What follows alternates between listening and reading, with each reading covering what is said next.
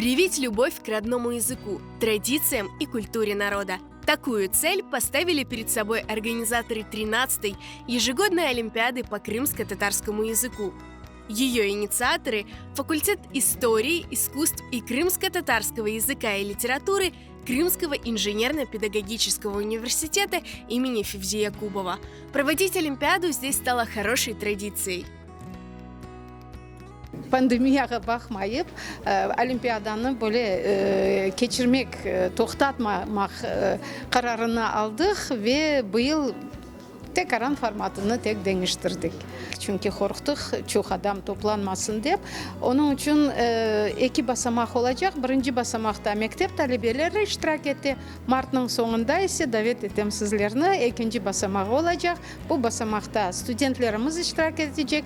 Siz gibi jurnalistler, çeşit yaşlar teşkilatının vekilleri iştirak edecek. Geliniz, bekleyiniz. Торжественное открытие Олимпиады стало настоящим праздником как для школьников, так и для учителей.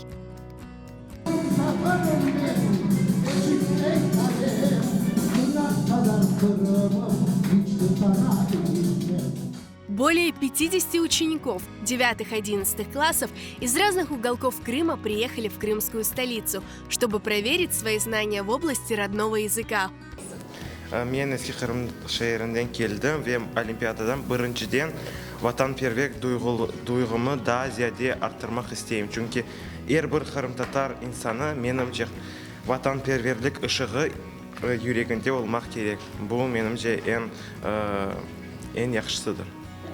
Bu Olimpiyadada Kırım Tatar tilini bilgenim için iştirak ettim. Pek sevim Kırım Tatar tilini. Мен Судақ шәрінден келдім, 9-шы сынып талебесі, милли мектепте оқыренем.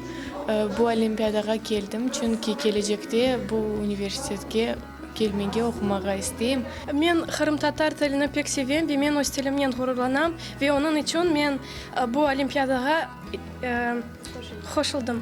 Biz eski Kırım Milli Mektebinden geldik. Olimpiyadaga 7 talebe getirdik. Elbette bu olimpiyadada iştirak etmek için bizim borcumuz. Çünkü mektep talebeleri ve bu hocalar ana tilimizin facialı durumunu yükseltmeye gerekmiz. Ana tilimizge sevgi aşılamak ve Numan Çelebiçihan, İsmail Gaspinski ve da binlerle öyle belli insanlarımızın yolunu devam etmeye bu bizim boyumuzun borcu. После торжественного открытия Олимпиады школьники отправились в аудитории и принялись выполнять задания. Олимпиада состояла из двух частей – тест по крымско-татарскому языку и творческое задание. Второй этап Олимпиады состоится уже в марте. К участию в нем приглашаются студенты и активная молодежь. После его проведения будут подведены итоги. Авторы лучших работ будут награждены грамотами и подарками.